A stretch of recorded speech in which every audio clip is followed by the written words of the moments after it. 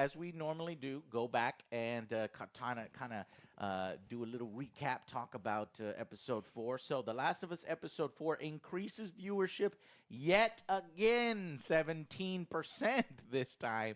So, regardless of the people that were upset by the last episode, of multiple episodes ago, people that don't support those types of relationships and that are bigots and things, apparently they're still watching, or if they dropped off, way more people came and started watching. So I tried to look for the numbers for episode 5 because now it's Sunday and Monday, but it's still not out. So maybe those will come out recently. So, and then discussing a little bit about episode 4, I did notice the Superman poster. People were like, Joe, I'm surprised Joe did not notice. I did notice the Superman poster. I just forgot to include it in the video when we talk about it. It's hard to get every single little frame talked about. Yeah.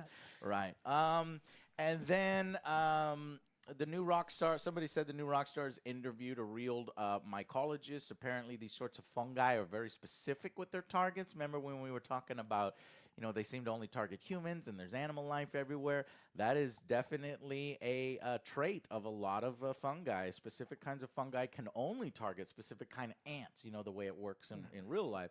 So, it'll probably take millions of years for fungi to evolve and be able to infect humans, is what that guy said.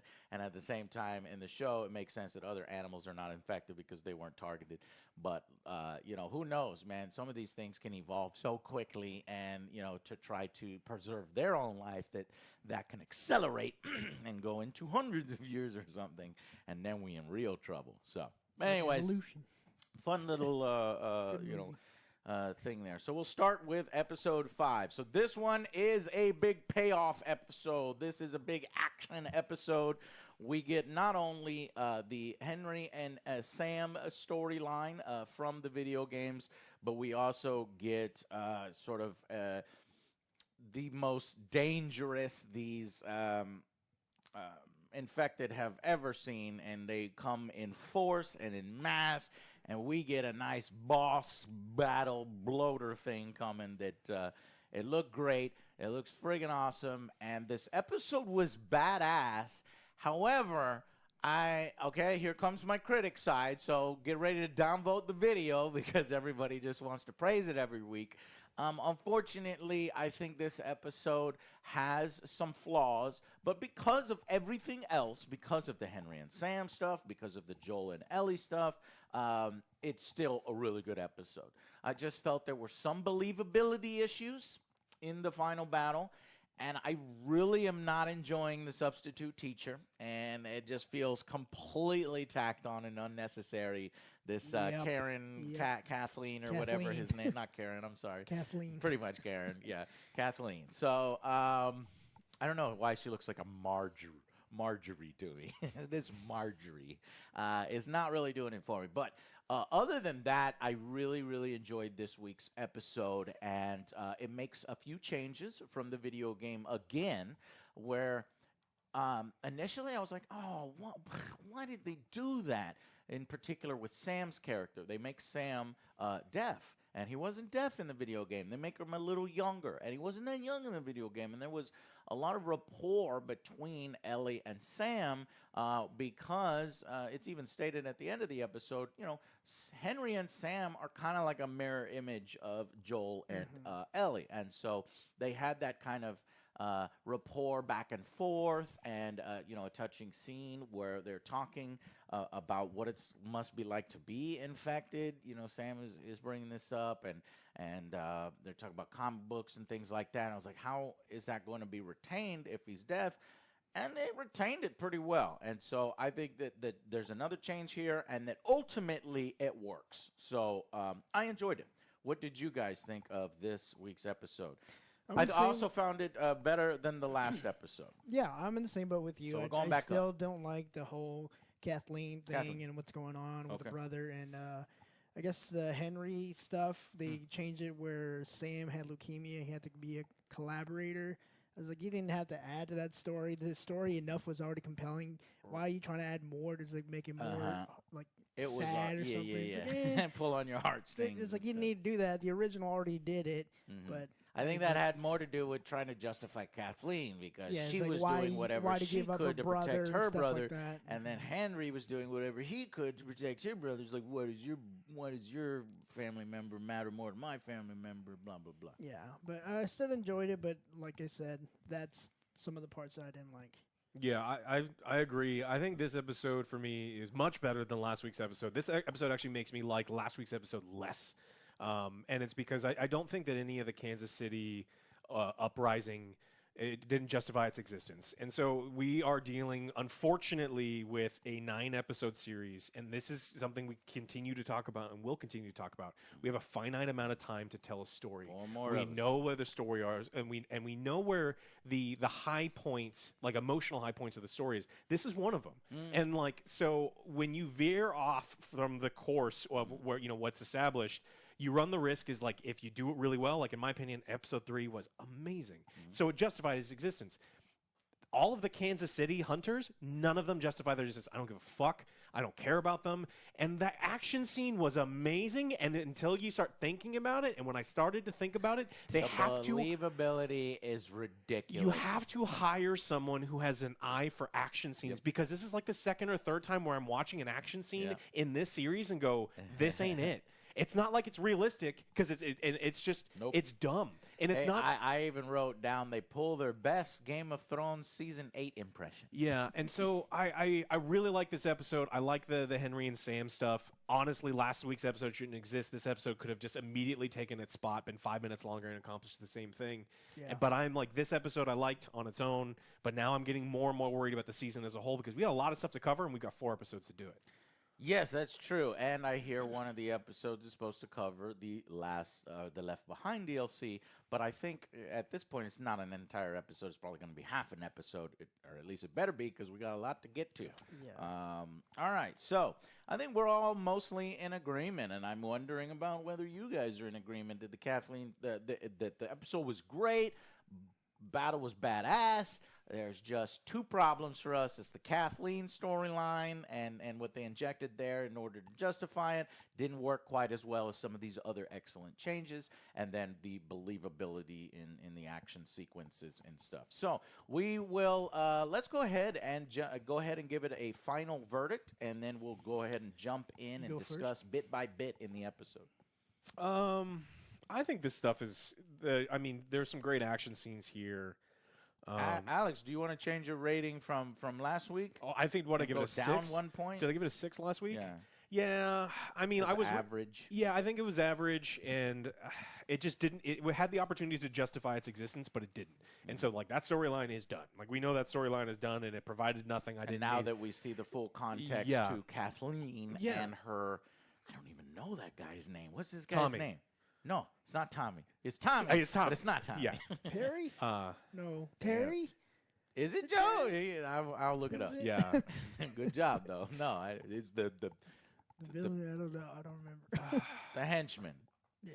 I may Her be second in command. Yeah, her second in command. Do I remember it wrong? Did Joel and Ellie give everyone false names in the first one, including Sam and Henry? I don't remember. No.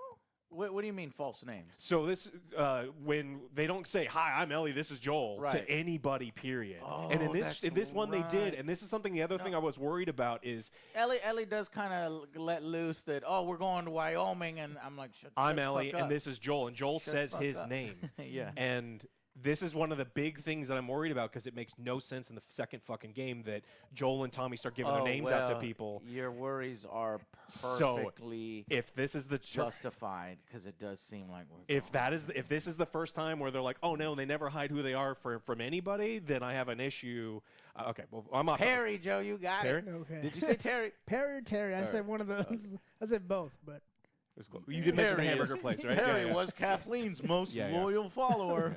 Yeah, he did now. Yeah. I did like it better. I think this is like a 7 or an 8. I may actually, that Perry getting his head ripped off was kind of cool. Yes. So I think I will go with an 8. I had fun with this one. I think that the Sam storyline, like the brother stuff, is really powerful. Mm-hmm. It's just, man, that the taint of last episode and like the hunters is just, it's just not good. Yeah, same. I'm gonna give it an 8. I like the action scene. It was like dumb fun, but it's like it's pretty cool. I like the bloater. It's pretty sweet. We'll get Fucking there. like the bloater. I think I gave it extra points because kids are fucking creepy. Kids are creepy, man, and they actually give us a kid clicker, which we'll get to. Well, yeah, that's the irony. Is the kids are supposed to die. Like, well, you died by a kid, so whatever. And again, I didn't like the whole hunter that just took away time, but I did like the chemistry between Sam and Henry. Knocked it out of the park. Yes, Loved it. great actors. I think ultimately I was like, no, don't change it where he's dead. They're gonna have less, rapport and less talking and less conversations. But honestly, everything that was in the video game was here as well and done better. There's one caveat. Some people can argue, well, why would Ellie keep that to herself? That kind of makes selfish for Ellie. But you have to remember that Ellie's a little kid, and she was probably believing that she could cure and that everything's going to be fine. And this is kind of like a rude awakening for her that really even hardens her character even more. So I think that really adds more character depth to her going forward. So let's jump into the actual episode. I am also going to give it an 8 out of 10. I think it's capable of a 9. I think it can get even up to a 10. It's just those things. The Kathleen and then sort of the now way that we're done, hopefully we go back on track. Yeah, I think we're back. I think we'll get back on track because Kathleen's motherfucking dead. And fucking Terry, Jerry is dead, and a lot of these motherfuckers are dead, and we're trekking along. So the episode starts with a flashback to a celebration of taking down Fedra and a pretty brutal beating and fucking hanging, war crimes, stabbing. Damn, them soldiers are still alive, and they're fucking them up. I was like, damn, man, this is some adult shit, this is some mature shit, and this is probably what would happen. Because there ain't no fucking tribunals for war crimes unless, like, the new faction makes up their own tribunals and courts, which is exactly what the next scene is when Kathleen, who is now head honcho, substitute teacher of these very brutal killers, who, if you look at them the fucking wrong way and you have any dealings with Fedra, she's going to kill you. And she's talking to some of these collaborators. These are the people that will snitch on you so they can get some apples and some macaroni and cheese and shit. And she just has no respect for them, and she hates them. So she wants to know where Henry's at. I knew right from the beginning that they were all dead. I thought they were just going to shoot him, on screen or something, but it didn't go that brutal. She gets the information she wants from one of them. She does let him know. She's like, look, we're going to put you on trial. You're going to lose. You're guilty. And you just be in jail for a while. Yeah. That wasn't the case. Because later on, she's like, all right, burn them. That's the apocalypse. There's more mouths to feed. So when you're done, burn the bodies. It's faster in the... But then when she says it in the nicest, most homely voice. Right. I was like, I just not getting it. Yes, I understand that that's perhaps the point that they're making. And by the way, I was right. Her brother was a leader, and then she had to be thrust into a position of leadership when he went down. But that doesn't mean that there are other. The substitute teacher sister. We'll follow her now. I'm sure there were other people who were taking up arms against Fedra, but whatever. We go with her. That's the point, Joe. Is that she's not. She's been twisted, and she's not. It's like no. And I have no problem with the actress herself. I just think she's miscast, and I think the way she's playing it is it's unbelievable. Compare that with Henry's actor.